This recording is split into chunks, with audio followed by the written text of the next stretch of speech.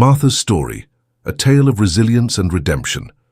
Welcome, dear listeners, to a story that transcends time and whispers eternal truths about human dignity. Today I invite you on an extraordinary journey to the heart of Arizona Territory in 1881, where a woman silenced for years will find her voice in the most unexpected place. This is the story of Martha, known as the Silent One, who will teach us that even in the darkest moments, truth can bloom like a cactus in the desert. A narrative that reminds us that true freedom is born from within, and that sometimes to find ourselves, we must first lose ourselves completely. Where are you joining us from today? I would love to know from what corner of the world you are listening to this story. And if this narrative touches your heart, as I hope it will, don't forget to subscribe and leave your like so that more people can discover these stories that connect us with our deepest humanity. Year 1881, San Viento, Arizona Territory. A small town where dust and secrets mixed under the relentless desert sun. The wind carried particles of sand through the cobblestone streets of San Viento when Martha Wilder crossed for the last time as a free woman the threshold of the Hartwell Ranch. Her steps, always measured, always cautious, now resonated with a strange lightness, as if the bare feet of her childhood had remembered how to walk on firm ground. She wore the same gray dress she had used during 6 years of servitude, but something had changed in the way the fabric brushed against her shoulders. The long sleeves, which once hid the marks of a difficult life, now seemed to embrace her arms with protective tenderness. Sheriff Thomas Bradley waited beside his horse, with handcuffs hanging from his belt like small metal serpents. His eyes, sunken by years of seeing too much, softened as he contemplated this 22-year-old woman, who walked toward him with the dignity of one who had survived storms that would have broken others. Martha Wilder, he pronounced her name like a prayer. You are under arrest for the murder of Ezra Hartwell. She did not respond. Silence had been her refuge for so long that words seemed like strange, dangerous creatures to her. She only nodded slightly, extending her hands with a serenity that confused the sheriff.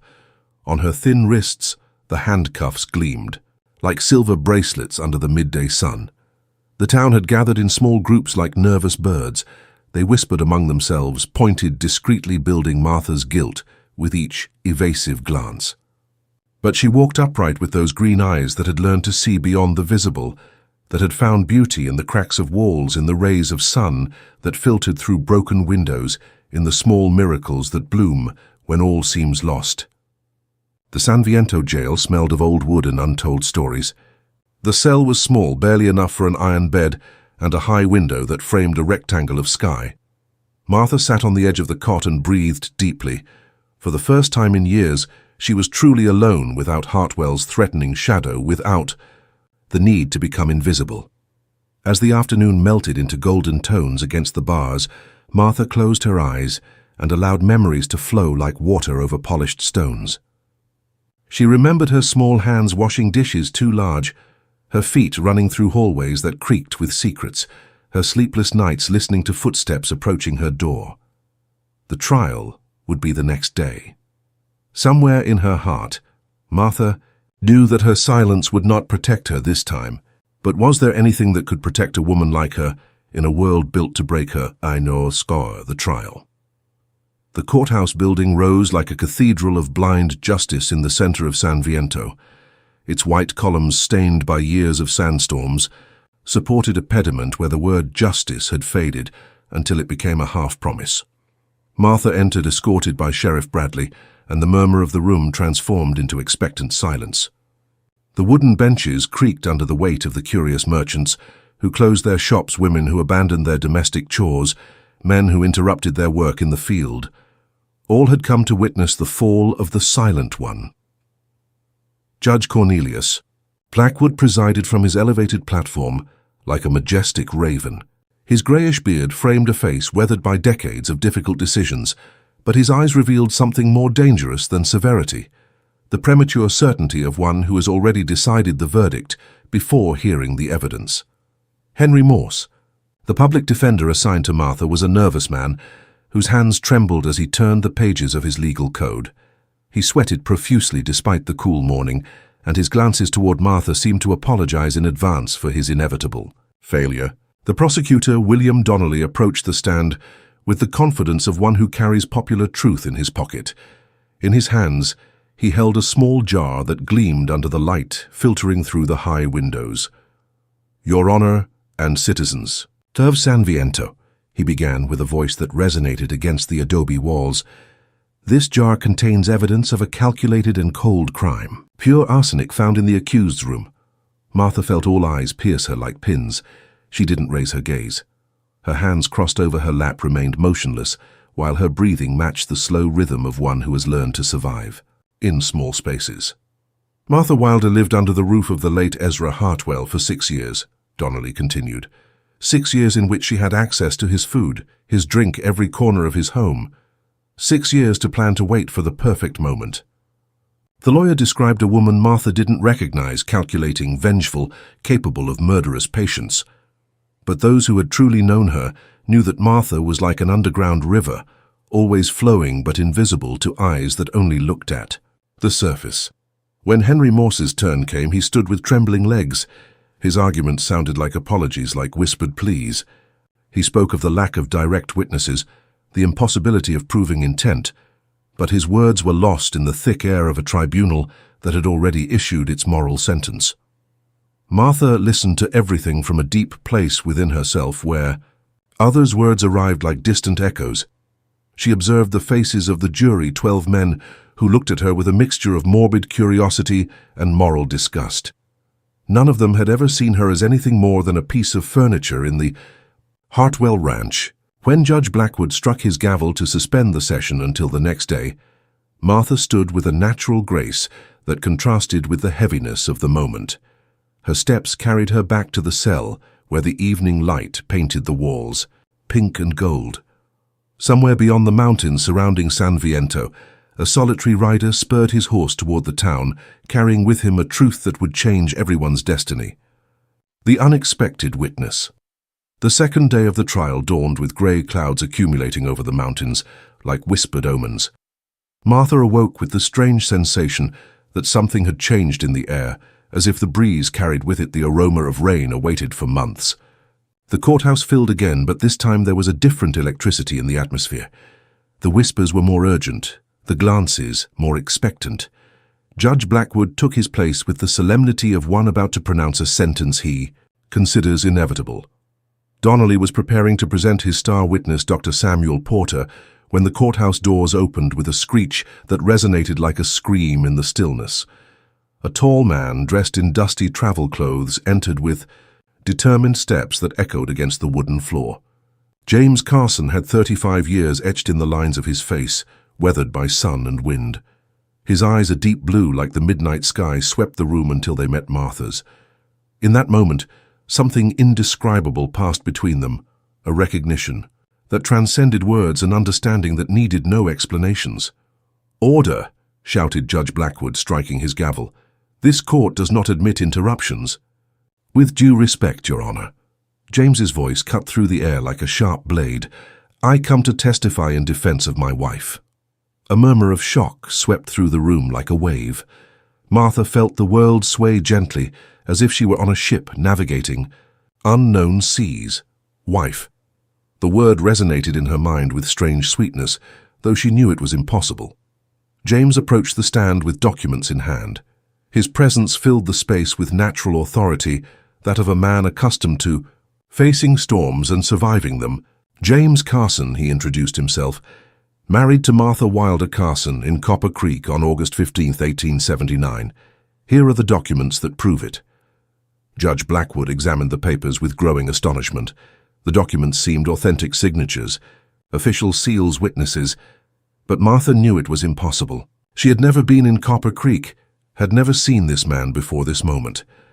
"I worked for Ezra Hartwell between 1878 and 1879.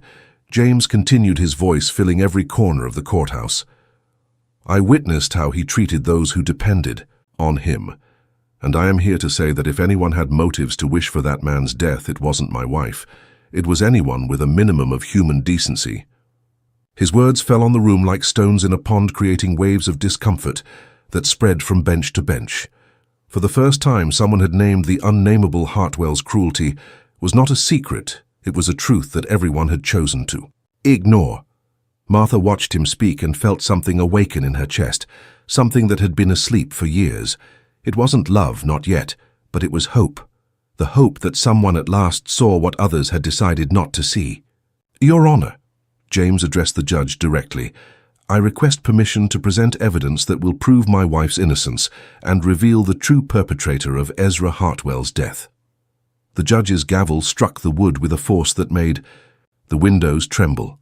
The courthouse had been shaken to its foundations, but Martha remained serene in the midst of chaos, like the silent eye of a hurricane. Truth, like water finding its way between rocks, had begun to flow to the surface. The real culprit. The afternoon of the second day frayed into violet tones when Dr. Samuel Porter took the stand as a witness for the prosecution. His hands, accustomed to healing, trembled imperceptibly as he swore an oath on a Bible worn by 1,000 truths and 1,000 lies. Porter was a 45-year-old man with prematurely grey hair and eyes that had seen too much suffering. As the only doctor in San Viento, he carried on his shoulders the weight of the lives and deaths of the entire town. His reputation was impeccable, his word unquestionable medical law. Dr. Porter Donnelly began with the confidence of one about to deliver the final blow. "You examined Ezra Hartwell's body. What was the cause of death?" Porter swallowed his eyes, avoiding the penetrating gaze of James Carson, who remained standing at the back of the room like a silent sentinel. "Arsenic poisoning," he replied in a barely audible voice. "The symptoms were unmistakable." James slowly approached the stand, his steps resonating like the beating of a giant heart in the tense silence of the courthouse. "Dr. Porter," his voice was soft, almost gentle, "could you describe those unmistakable symptoms? Convulsions, vomiting, severe abdominal pain." Porter enumerated the symptoms like a litany, but his voice broke with each word. "And when did these symptoms begin?" The question floated in the air like a dry leaf waiting to fall. Porter remained silent for long seconds while drops of sweat formed on his forehead despite the cool evening. "Approximately 3 weeks before his death." James nodded slowly, as if he had been expecting exactly that answer. 3 weeks? Doctor, enough time for a competent physician to recognize arsenic poisoning, isn't that right? The color left Porter's face like water draining from a broken container. "I treated his symptoms as best I could. Or did you cause them yourself?" The accusation fell on the room like lightning. Martha felt her breathing stop, that the entire world held its breath, waiting for the answer she already knew in some deep corner of her intuition. Porter collapsed in his chair like a building slowly crumbling. His hands covered his face, and when he spoke, his voice came muffled by years of guilt and fear. "Hartwell knew about the medical reports, the death certificates I had falsified, to cover what he did to the women who worked for him. He blackmailed me, forced me to keep silent. The courthouse had transformed into a church where sins too large for human forgiveness were confessed." Martha closed her eyes and felt as if she were awakening from a 6-year dream. "I couldn't take it anymore," Porter continued. "Every night, I saw their faces, the women who died in silence while I signed lying certificates. Hartwell had to stop, he had to—" His confession spilled over the room like water on dry earth. He spoke of years of blackmail, of abused women whose deaths he had covered up, of a chain of silence that he himself had helped forge, link by link. Martha opened her eyes, and for the first time in years her voice rose clear and firm in the courthouse. "I knew he was sick. I saw him get worse day by day. But I never knew. I never imagined." Her words filled the space like a bird's song. After a storm, Judge Blackwood struck his gavel, but the sound was lost in the growing murmur of a community, beginning to face its own complicity in silence. Truth had emerged like a night flower blooming under the stars that were beginning to appear in the sky of San Viento. Freedom and new beginnings. The third day of the trial dawned with crystalline clarity that made every detail of the landscape appear as if etched in glass. Martha awoke in her cell with a strange sensation of lightness, as if during the night she had released a weight she had been carrying since childhood. Dr. Porter's confession had changed everything. Sheriff Bradley had arrested the doctor during the early morning hours, while Prosecutor Donnelly, face the public humiliation of having accused an innocent woman. But beyond the legal aspects, something deeper had changed in San Viento. The veil of collective denial had been torn away completely. Judge Blackwood entered the courthouse that morning with the face of a man who had spent the entire night questioning decades of decisions. His eyes, once so sure of their own righteousness, now reflected the discomfort of one who discovers that justice is more complex than written codes. Martha Wilder, his voice resonated in the nearly empty room many citizens had chosen not to, faced the shame of witnessing the liberation of one they had condemned without proof. Following the new evidence presented, and Dr. Porter's confession, this court declares you completely innocent of all charges. The words floated in the air like golden butterflies. Martha felt them settle on her shoulders, light but transformative. Innocent, not just legally but in the deeper understanding of what it meant to be seen, truly seen for the first time in her adult life. James Carson approached when she was freed from her shackles. His hands, large and weathered by years of hard work, took hers with a delicacy that spoke of controlled strength of power used to protect rather than dominate. "Why?" Martha asked, her voice barely a whisper. "Why did you help me?" James smiled, and Martha noticed how the lines around his eyes deepened, creating a map of small kindnesses and silent resistances. "Because I recognize survivors," he replied, "and because some stories deserve a different ending." They left the courthouse together toward a transformed San Viento. The streets seemed the same, but the gazes of the inhabitants had changed. Where once there was moral certainty, now there were uncomfortable questions. Where once there were accusations, now there were eyes that looked away with shame. Mrs. Hensley, owner of the general store, approached with uncertain steps. For years she had bought the eggs that Martha sold for the Hartwell Ranch, but had never addressed her with more than a grunt of recognition. "Martha, Her voice broke. "We all knew something wasn't right at that ranch, but it was easier not to ask, not to see." Martha observed her with eyes that had learned to forgive out of self-necessity, not nobility. Forgiveness, she had discovered, was the only way to not allow the poison of the past to poison the future. "I know, Mrs. Hensley," she replied with a softness that would disarm any defense. "We all did what we could with the tools we had." James and Martha walked to the edge of town where the landscape opened toward the distant mountains. There, under a solitary tree that had resisted decades of droughts and storms, they sat to contemplate the horizon. "What will you do now?" James asked. Martha breathed deeply, filling her lungs with the free air of one who no longer had to hide. "Learn to be Martha," she replied. "Not the servant, not the accused, not the victim, just Martha." And in that simple answer, the seed of a transformation was planted that would change not only her life, but the very meaning of what was possible for a woman in Arizona territory. Martha's Rest. 15 miles east of San Viento, where roads became dusty paths and mountains rose like sleeping giants, stood a house that time had begun to reclaim. The Miller house had once been prosperous, with wide windows that framed infinite views and a porch that extended like open arms toward the desert.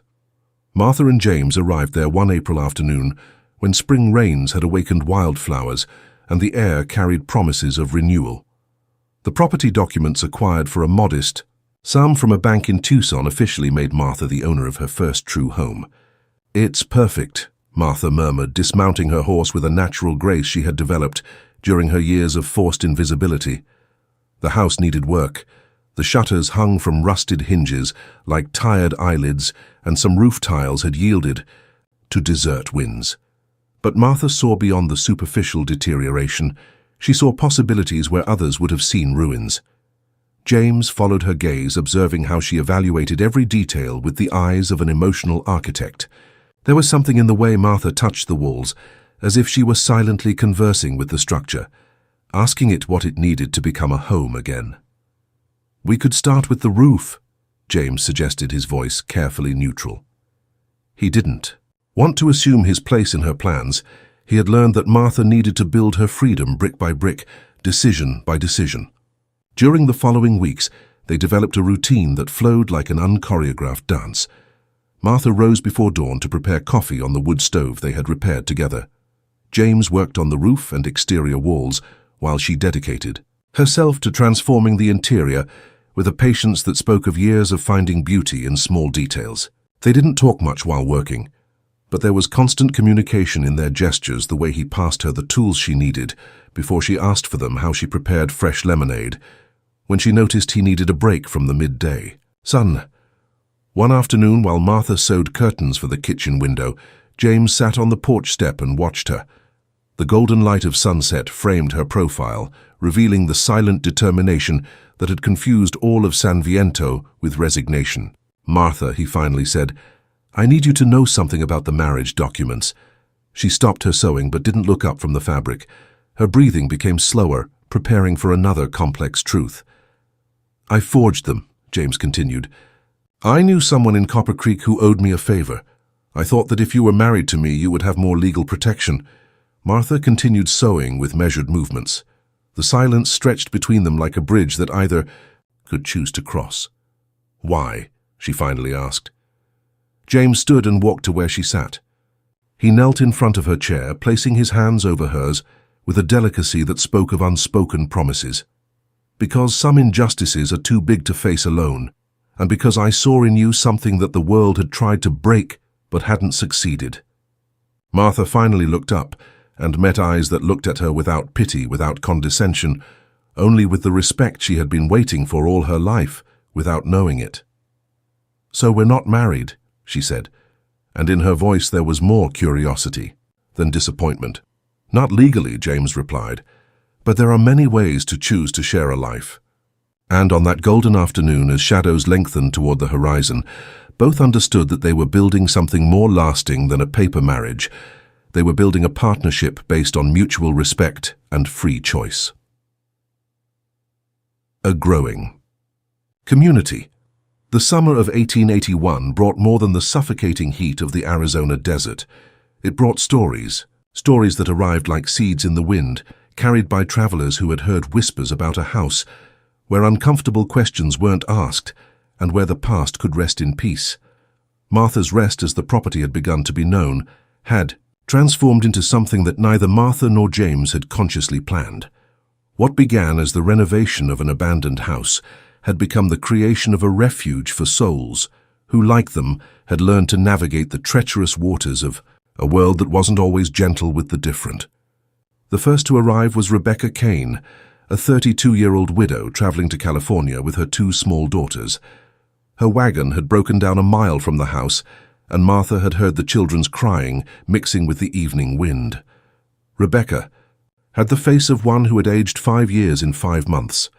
Her eyes, a deep brown like earth after rain, carried the burden of impossible decisions and losses that had no name. Her daughters Lucy, 10 years old, and Emma, 6, clung to her skirts like plants seeking the protective shade of a tree. "We just need a place to spend the night," Rebecca had said, her voice loaded with the pride of one who has learned to ask for help without begging. "I can pay—" Martha had observed the girls, recognizing in their eyes the same cautious vigilance she had developed during her years of survival. Without saying a word, she had taken the youngest's hand and guided her into the house. That night, while they prepared dinner together, Rebecca had told her story in whispered fragments. Her husband had died in a mine accident, leaving her with debts she couldn't pay, and relatives who considered widows inconvenient burdens. California represented the possibility of a new beginning, but the journey had become more complicated than expected. "You can stay as long as you need," Martha had said, serving hot soup in mismatched bowls. "New beginnings don't have a calendar." A week later came old Pete Murphy, a Civil War veteran who had lost a leg at Gettysburg, and since then had wandered the territory looking for a place where his nighttime nightmares wouldn't bother others. James found him sleeping under a mesquite tree, delirious with fever and dehydration. Pete was 60 years old but looked much older. His hands trembled not only from age but from memories that refused to fade. He had been alone for so many years that he had forgotten how to hold a conversation that lasted more than 5 minutes. Martha prepared a room for him in what had been the stable, transforming it into a cozy space with hand-woven blankets and a window that faced the mountains. She didn't ask about his past, but every morning she brought him hot coffee and sat in silence beside him, while he watched the sunrise paint the landscape pink and gold. The third to join their improvised family was little Annie, a 12-year-old girl who had lost her voice after witnessing the violent death of her parents in a bandit attack. A merchant traveling to Tucson had left her at Martha's Rest, assuring he would return for her in 2 weeks. Those 2 weeks became 2 months, and everyone understood that Annie had found her home. Annie communicated through drawings she created with charcoal on any available surface. Her images were disturbingly beautiful. Wild horses running under storms, flowers growing between cracked rocks, people embracing under starry skies. Martha had hung several of these drawings on the house walls, creating a silent gallery of hope and survival. James installed a hand-carved wooden plaque next to the front door. The words, engraved with the patience of one who understands the power of symbols, read simply, "Here we don't ask where you come from, only if you wish to stay." Nights at Martha's Rest filled with a deep peace that none of its inhabitants had experienced before. After dinner, they gathered on the porch to observe the stars that shone like distant promises in the infinite desert sky. They didn't always talk, but their shared silence was more communicative than any conversation. Martha had learned that small gestures had the power to heal wounds that words couldn't reach. A hot tea prepared when someone couldn't sleep an extra blanket, when nightmares woke Pete in the middle of the night time to sit next to Annie while she drew without the pressure of having to speak. In that refuge built on the foundations of mutual understanding, each inhabitant discovered that family was not defined by blood, but by the daily choice to care and be cared for. The Hartwell Offer. Autumn arrived at Martha's Rest with its whispered promises of change and renewal.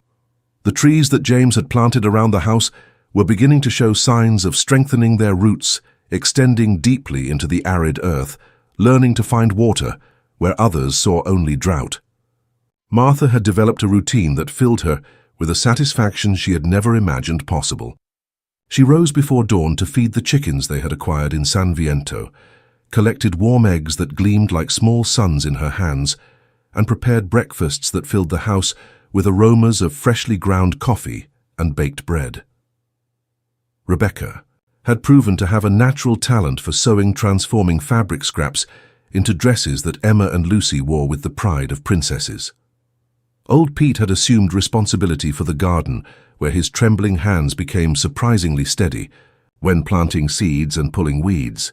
Annie continued creating her silent drawings, but now included scenes of her new family, Martha serving dinner, James repairing the fence, the girls playing among wildflowers. It was a particularly tranquil afternoon when the dust raised by an elegant carriage announced the arrival of an unexpected visitor. William Ashford, chief lawyer for the Hartwell family, descended from his vehicle with the authority of one accustomed to having his words move mountains and change destinies.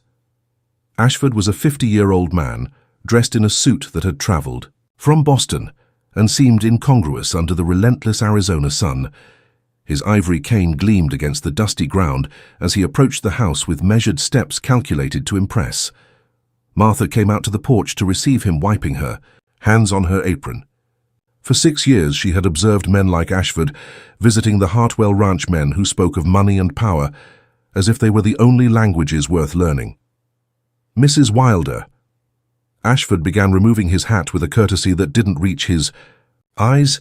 "I come representing the Hartwell family to discuss a matter of considerable importance." James appeared from the stable, his movements deliberately slow but alert. He had known enough lawyers during his years as a gunfighter to recognize when someone came to buy silences or sell lies. "The Hartwells," Ashford continued, unfolding documents from his leather briefcase, "are prepared to offer you generous compensation for the inconveniences you have suffered due to recent events." Martha observed the papers without touching them, as if they were poisonous snakes disguised as golden opportunities. "What kind of compensation?" she asked, her voice maintaining the same calm she had developed during years of survival. $2,000. The figure floated in the air like an impossible promise, a considerable sum that would allow you to start a new life anywhere you choose. California, perhaps, or even further east, where opportunities for an enterprising Women are abundant. Rebecca, who had been listening from the kitchen window, felt her heart race. $2,000 was more money than she had seen in her entire life. With that sum, Martha could buy a future that most women didn't dare even dream of. But Martha remained motionless, her eyes fixed on the horizon, where mountains were outlined against the sky, like promises of permanence. "And in return," she asked, "what would the Hartwells expect?" Ashford smiled with the confidence of one who has closed thousands of similar deals. "Simply your discretion, an agreement that past events will remain in the past. The family's reputation has suffered considerably, and they prefer that certain interpretations of events not be perpetuated." James approached until he stood beside Martha, his presence solid like a mountain resisting the winds of change. "Interpretations." His voice carried the dangerous edge of one who has learned to fight with words as much as with guns. "Rumors can be damaging," Ashford replied with rehearsed diplomacy. "The family simply desires clarity in the historical record." Martha breathed deeply, filling her lungs with the afternoon air that carried the aroma of flowers Annie had planted around the porch. She thought about the $2,000, about the doors that some could open, about the security it could buy. Then she looked toward the house where Rebecca taught her daughters to read, with books they had bought in San Viento, where old Pete carved small wooden toys for Emma, where Annie had drawn an image of the entire family sitting around the dinner table. "Mr. Ashford," she finally said, "there are things that are not for sale. Truth is one of them." The lawyer put away his papers with the expression of one who has underestimated the strength of a mountain that seemed to be merely a hill. Letters of hope. The months following the rejection of the Hartwell offer brought a subtle but profound transformation to Martha's rest. It was as if the act of rejecting the money had planted invisible seeds that now bloomed in unexpected ways. Martha had begun receiving letters. The first came from a woman in Phoenix who had heard her story, through a chain of whispers that extended throughout the territory. The letter, written in trembling calligraphy, told the story of another woman who had suffered in silence under the power of men who considered cruelty a natural right. "Dear Mrs. Wilder," the letter had begun, "your courage to speak the truth has given me hope that perhaps my own truth might also be heard someday." Soon more letters arrived. Women from Tucson, from Tombstone, even from places as distant as Colorado and New Mexico, all carried variations of the same story: imposed silence, denied dignity, survival built day by day in the shadow of men who confused power with right. Martha read each letter with reverential attention, as if they were prayers written by sister souls who had walked paths similar to hers. She kept them in a wooden box that James had built, especially for that purpose, creating a silent archive of testimonies that the world wasn't yet ready to hear completely. Rebecca had assumed responsibility for answering the letters. Her education, interrupted by marriage and motherhood, but never completely abandoned, made her the perfect scribe for Martha's thoughts. Together they developed a system. Martha dictated responses while walking through the garden, her ideas flowing like water, finding its natural course. Truth, she had dictated in a particularly emotional response, doesn't need to be shouted to. Be powerful. Sometimes whispering is enough if there are ears willing to listen. Old Pete, who had begun to recover fragments of peace in his nights, had become the unofficial narrator of Martha's rest. During afternoons when the day's work was finished and the family gathered on the porch, Pete told stories of his youth before, the war stories full of small adventures and discoveries that made Emma and Lucy huddle closer, with eyes bright with fascination. Annie had developed a new type of drawing. In addition to her usual silent images, she had begun creating what Martha called heart maps, drawings that showed the emotional path each inhabitant of the house had traveled to get there. Her own map showed a small girl walking through a storm toward a house that shone like a lighthouse in the distance. One December afternoon, while Martha and James repaired the garden fence, she suddenly stopped and turned toward him. "James," she said, her voice carrying a new determination, "I want you to know that if you ever decide to leave, you'll be free to do so. You owe me nothing."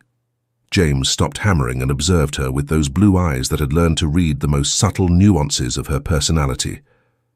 "Am I giving you reasons to think I want to leave?"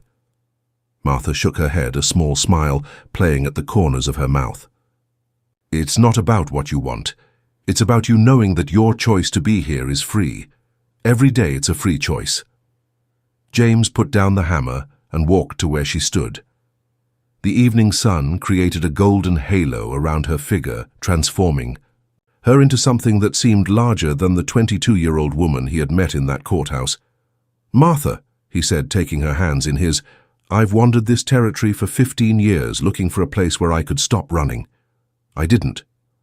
Know that what I was looking for wasn't a geographical place, but a way of being, a way of living that honored both strength and gentleness."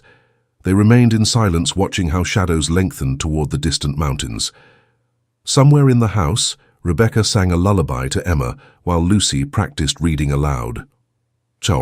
Pete carved by the kitchen window, and Annie drew in her notebook, capturing moments of ordinary happiness that shone like precious jewels in the daily routine. It was in those moments of shared stillness that Martha understood they had created something more valuable.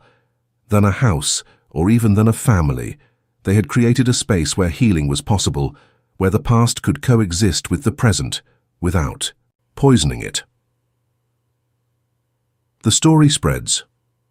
Spring of 1882 arrived with an unusual abundance of rains that transformed the arid landscape into a tapestry of wildflowers extending as far as the eye could see. Martha's Rest, which had resisted winter winds, and the emotional storms of the first year, now stood as living proof that perseverance could create tangible miracles. Martha had turned 23 in March, though she hadn't mentioned the date to anyone. Rebecca had guessed it from small clues and had organized a silent celebration, an apple pie baked in secret fresh flowers on the dinner table, and a special drawing by Annie showing Martha surrounded by golden light. That night, while they watched the stars from the porch, Martha had made a confession that surprised even James. "For years I thought my life had ended before it really began, that all I could hope for was to survive until the end. But now, I feel like I'm living multiple lives at once. The woman I was, the woman I am, and all the women I can still become." Her words floated in the night air like seeds carried by the wind, planting themselves in the hearts of those who heard them. It was during this time of growth and reflection that a different letter arrived at Martha's Rest. It didn't come from a woman asking for advice or sharing her story, but from a man named Thomas Garrett, editor of a small newspaper in Denver, who had heard fragments of Martha's story through the informal communication network that connected Western communities. "Dear Mrs. Wilder," Garrett had written, "I have learned of your experience in San Viento and the extraordinary community you have built at Martha's Rest. I believe your story could inspire other women in similar situations. Would you be willing to share your experience for publication?" Martha read the letter 3 times before passing it to Rebecca, who read it with growing excitement. "Martha," Rebecca said, her voice trembling with unexplored possibilities, "this could change many lives. You could give hope to women who don't even know that hope is possible." But Martha felt divided. She had built her new life on the foundation of chosen privacy, of the right to exist without being constantly observed. The idea of becoming a public figure filled her with familiar anxiety, the echo of years of unwanted surveillance. "What do you think?" she asked James that night as they walked the path they had created around the property. James considered the question for several minutes before answering. "I think there are different types of courage," he finally said. "There's the courage to survive, which you've already demonstrated. There's the courage to build something new, which you've also demonstrated. And then there's the courage to allow others to learn from your example. But only you can decide what type of courage is appropriate for this moment in your life." Martha spent several days considering the offer.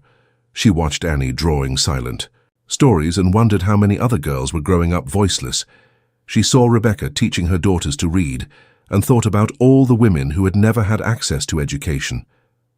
She listened to old Pete telling stories of his youth and reflected on the healing power of sharing experiences. One morning, while feeding the chickens at golden dawn, Martha felt sudden clarity. It wasn't about her personal comfort. It was about the legacy she would leave, about the doors she could open for other women walking paths similar to the one she had traveled. That afternoon, she wrote her response to Thomas Garrett. "Dear Mr. Garrett, I accept sharing my story, but Under certain conditions, it must be told completely without romanticizing suffering or simplifying the complexity of survival. It must include not only my experience, but the voices of other women who have found refuge at Martha's Rest. And it must make clear that true strength is not in enduring abuse, but in recognizing that we deserve something better. By sending that letter, Martha couldn't imagine that her words would reach women in places as distant as New York and San Francisco, planting seeds of hope in terrain that seemed too arid for freedom to flourish. A Voice Returned, the article by Thomas Garrett was published in May 1882, and its effects spread like ripples in a pond, reaching corners of the country Martha had never imagined. The headline, "The House of New Beginnings, a Western Woman Builds a Refuge for Wounded Souls," captured the imagination of readers from eastern industrial cities to Colorado mining towns. But it was the subtitle that truly resonated, "Where Survival Transforms into Flourishing." The Denver newspaper reproduced the story, then a San Francisco daily, then a women's magazine in Chicago. Each publication added its own perspective, but all maintained the essential core of Martha's message that human dignity cannot be bought, forsold, and that true freedom begins with the choice not to accept injustice as inevitable. Letters arrived first as a trickle, then as a stream, finally as a river of voices seeking connection and understanding. Martha had underestimated how many women lived in situations that echoed her own experience. Not all suffered direct physical abuse, but many recognized the subtler pattern of dignity eroded drop by drop, day after day. A letter that arrived in June, signed simply as "An Admirer in Boston," contained a paragraph that Martha read and reread until she memorized it. "Mrs. Wilder, I am a teacher at a school for girls, and for years I have observed how the brightest students gradually dim their light so as not to make those who expect women to take up less space in the world uncomfortable. Your story has given me the words to teach them that modesty does not require the annihilation of the self."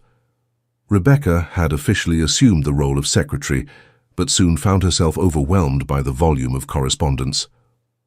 James built a larger desk in what they had converted into the letter office, and even Lucy, now 11, and reading fluently, helped by sorting letters by themes and origin. Annie, though still not speaking, had developed a visual system for categorizing letters. She created small symbols in the corners, a flower for letters seeking hope, a tree for those offering refuge to other women, a sun for those sharing stories of successful overcoming. Old Pete, surprisingly, had become one of the most perceptive readers of the letters. His years of solitude had taught him to read between the lines, to detect the silent suffering that often hid behind carefully educated language. "This woman from New Orleans," he said one afternoon, holding a letter written on fine paper, "talks about minor marital difficulties, but look how the writing trembles here, where she mentions that her husband has difficult days. I've seen that kind of trembling before. It's from someone writing with fresh bruises." Martha developed a new ritual. Every Sunday afternoon after the week's work was finished, she sat on the porch with a basket full of unanswered letters. One by one, she read them aloud so the whole family could hear them. It wasn't just to seek help with responses, but to honor the voices of women who had found the courage to write their truths. It was during one of these sessions that Annie did something extraordinary.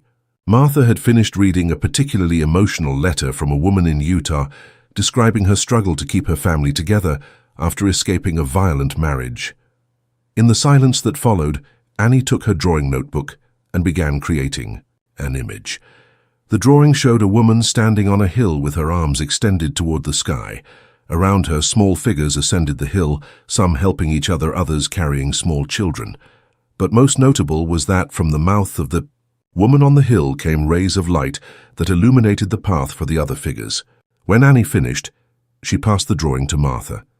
At the bottom, with carefully formed letters, she had written her first word in 2 years: hope. The silence that followed was different from all the silences they had shared before.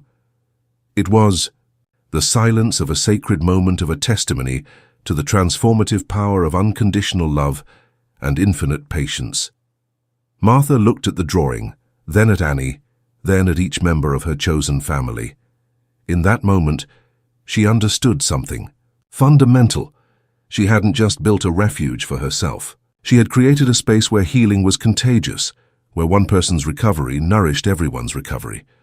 Annie's voice, lost in trauma and found in love, became the symbol of all the voices that Martha's Rest had helped liberate. Growth and recognition.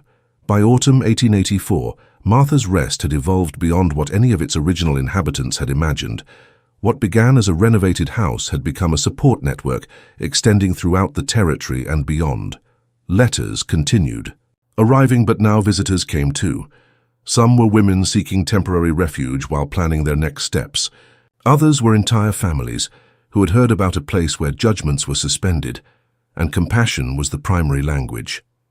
Even some men arrived, veterans like Pete, who carried their own burdens of pain and needed a space to heal without having to explain their wounds. Martha, now 25, had developed a practical wisdom that people instinctively recognized. It wasn't the wisdom of books or formal education, but the wisdom that comes from having navigated the deepest waters of human suffering and emerged with the intact capacity to love and be loved. James had built 2 additional cabins on the property, designed to give privacy to families who needed time to rebuild their lives. He had also expanded the garden and added a workshop where Pete taught basic carpentry to anyone who wanted to learn a useful trade. Rebecca had established an informal school in what had been the barn. Her daughters, now 14 and 10, helped teach younger children while she concentrated on adult literacy. Many of the women who arrived at Martha's Rest had never learned to read, and Rebecca had discovered that education was a powerful way to restore confidence in one's own capabilities. Annie, now 16, with a clear, strong voice, had assumed the role of official archivist of Martha's Rest stories. She had begun interviewing visitors willing to share their experiences, creating an oral record of survival and transformation that someday she hoped could help other researchers understand the complexity of human healing. One November afternoon, while Martha sorted vegetables from the year's last harvest, a letter arrived that made her stop completely. The sender was Judge Cornelius Blackwood, the same man who had presided over her trial 3 years earlier. With slightly trembling hands, Martha opened the letter and read, "Dear Mrs. Wilder, I hope this letter finds you in good health and spirit. I have been following through various newspapers' news about the remarkable work you are doing at Martha's Rest. I must confess that your example has led me to reflect deeply on my own role in the events that led to your transformation. As a judge, I believed for many years that my responsibility was to apply the law as it was written, without considering the human complexities that often hide behind the facts presented in court. Your case taught me that true justice requires not only the application of rules, but the wisdom to see people as complete human beings, with stories that deserve to be heard completely. I write not to seek forgiveness, which I have no right to expect, but to inform you that I have implemented changes in my court. We now require that all cases involving accusations against women be examined by a panel that includes female representation. It is a small step, but inspired by your courage to face a system that did not protect you when you needed it most. Your story has demonstrated that true strength is not in never falling, but in choosing to rise and build something beautiful from the fragments. With respect and admiration, Judge Cornelius Blackwood." Martha read the letter twice before calling James, who was repairing the corral fence. When she finished reading it aloud, he whistled softly. "Did you ever imagine that your story would change the way justice is administered?" Martha carefully folded the letter and placed it in the special box where she kept the most significant correspondence. "No," she replied. "But maybe that's the nature of real change. We don't plan it. We simply live our truths as best we can, and the ripples extend beyond what we can see." That night, as she watched the stars from the porch, she had seen grow from a simple idea to become the heart of a community. Martha understood that she had participated in something larger than her own survival. She had helped plant seeds of justice that would grow long after her own story became memory. Fair command and unexpected truth. Spring 1885 brought more than flowers and new beginnings. It brought a visitor who would forever change Martha's understanding of her own story and the forces that had conspired to shape her destiny. Eleanor Hartwell. Arrived at Martha's Rest in a modest carriage, without the ostentation that had characterized previous visits from the family. She was a 45-year-old woman with prematurely silver hair and eyes that carried the weight of secrets too heavy to be carried in solitude. Martha recognized her immediately, though they had never spoken directly. Eleanor had been the silent wife who watched from the ranch windows, a ghostly presence that Martha had perceived, but never come to know. "Mrs. Wilder," Eleanor said, stepping down from the carriage with careful movements. "I hope you can forgive my intrusion. I know my family has not been benevolent toward you." Martha invited Eleanor to the porch, offering fresh lemonade and the shade of trees that had grown tall and strong in the 4 years since she had arrived on this land. Annie, now a 16-year-old young woman with remarkable intuition for reading others' emotions, quietly approached to sit on the steps available if needed, but without interfering.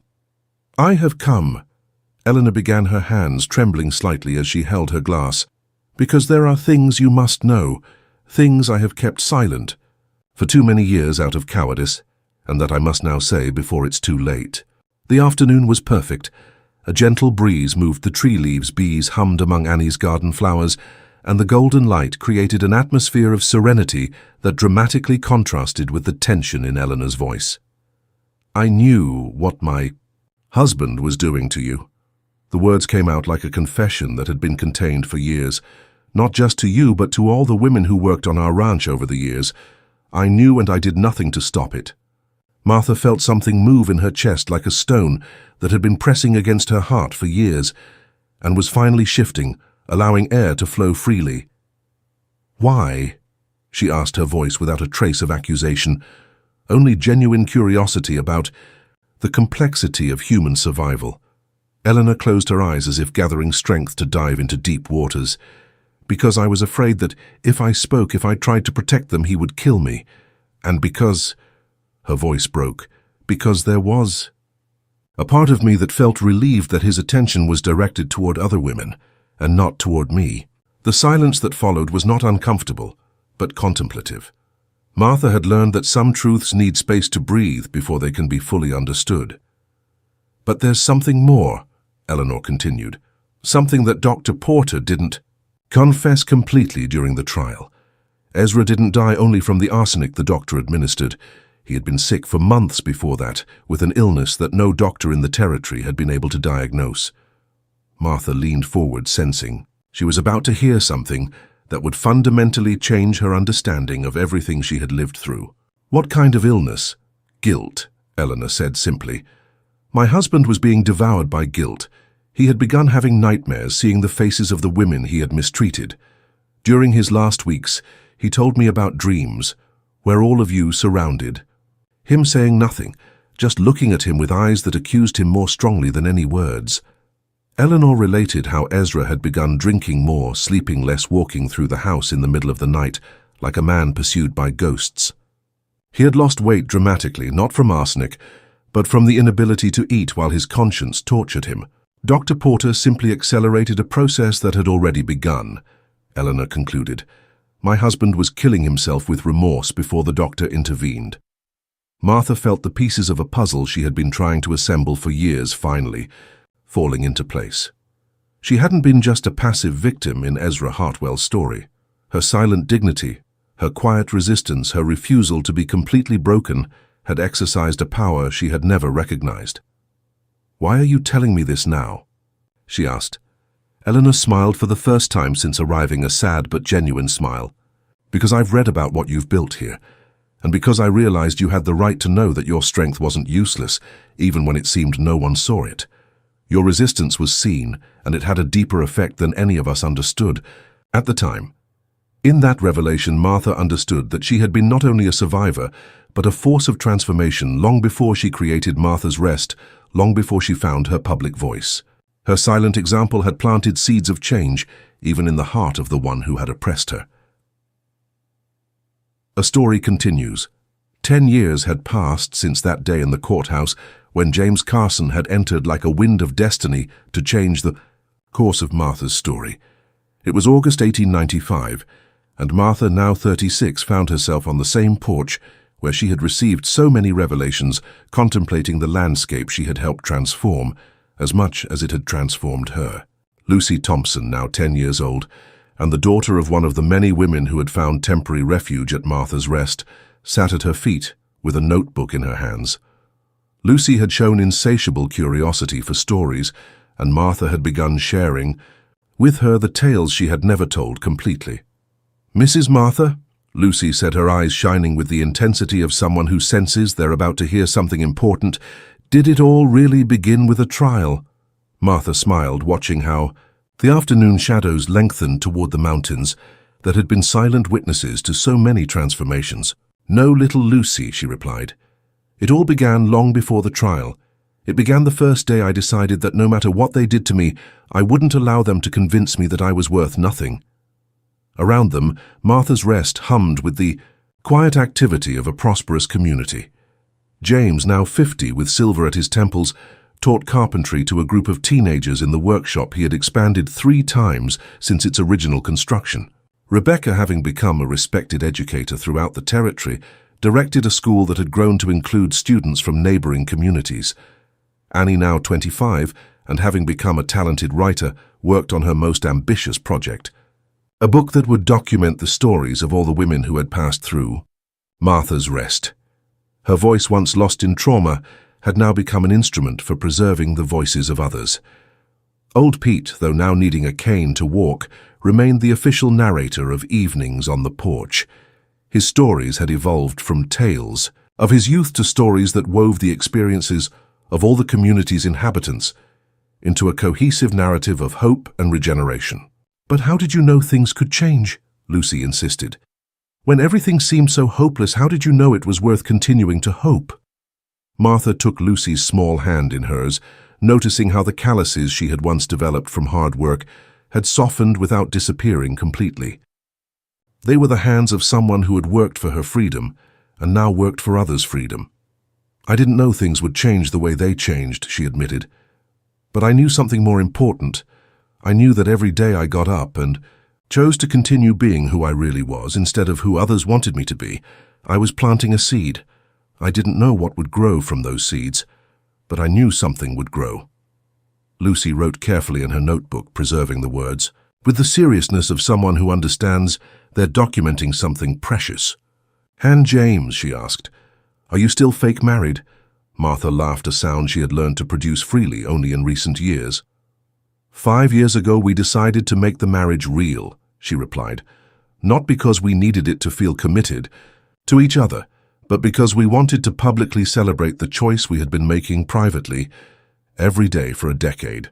The sun was beginning to set, painting the sky in shades of pink and gold that reflected the serenity that had come to characterize sunsets at Martha's Rest. It was the hour when the community naturally gathered, when the day's work ended, and the most important part began, the human connection that had proven to be the true foundation of healing. James approached the porch, wiping his hands on a cloth and smiling at Martha with the same warmth he had shown that first day in the courthouse. "Ready for tonight's meeting?" he asked. Martha nodded. Sunday evenings they had established a tradition. Anyone who wanted could share their story, their concerns, or simply their reflections on the week that had passed.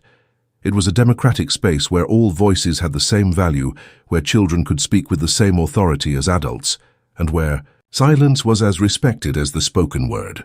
"Lucy," Martha said, helping the girl stand, "would you like to close your notebook for tonight and join us? Sometimes the best stories are the ones we live together in the present moment." Lucy obediently closed her notebook, but not before writing one last line. "Today I learned that hope is not waiting for things to change. Hope is changing the things we can change, and trusting that those changes will create ripples that reach places we cannot see." As the community gathered on the large porch that James had expanded to accommodate the growing family, Martha felt a deep peace that had nothing to do with the absence of challenges and everything to do with the presence of unconditional love and shared purpose. Somewhere in the territory, she knew there were women reading letters with the address of Martha's Rest written on envelopes that carried promises of understanding. Somewhere there were men like James who chose to use their strength to protect rather than dominate. Somewhere there were children like Lucy who were growing up knowing their voices mattered and their worth didn't depend on others' approval. Martha's story had begun with imposed silence and had flourished into a symphony of liberated voices. It hadn't ended. It would never really end. Each new person who found the courage to speak their truth, each act of silent resistance against injustice, each choice to build something beautiful from the fragments of what had been broken, continued the story that Martha had begun in a dusty courthouse in San Viento. As the stars began to appear in the infinite desert sky, Martha closed her eyes and listened to the soft murmur of conversations surrounding her. It was the sound of humanity healing voice by voice, story by story, choice by choice. And in that sound, she found the answer to the question Lucy hadn't known how to formulate. No, they hadn't lived happily ever after in the fairy tale sense. They had lived consciously ever after, choosing each day to create a world where happiness was possible for more people than the day before.